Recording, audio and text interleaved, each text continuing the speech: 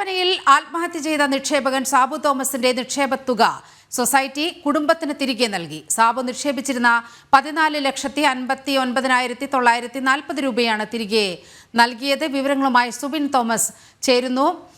സുബിൻ, 14,59,940 രൂപ ഇപ്പോൾ കൈമാറിയിരിക്കുകയാണ്. ഇത് നേരത്തെ ചെയ്തിരുന്നുവെങ്കിൽ ഒരു വിലപ്പെട്ട ജീവൻ രക്ഷിക്കാമായിരുന്നു.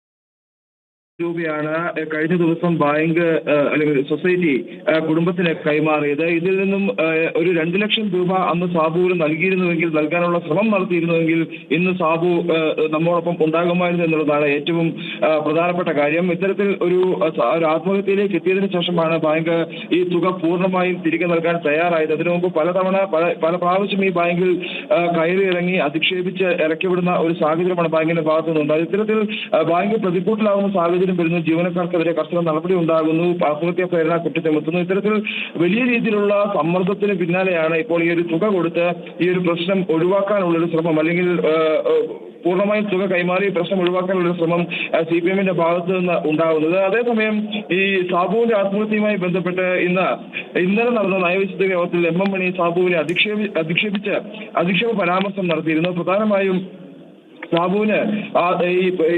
സാബുവിന്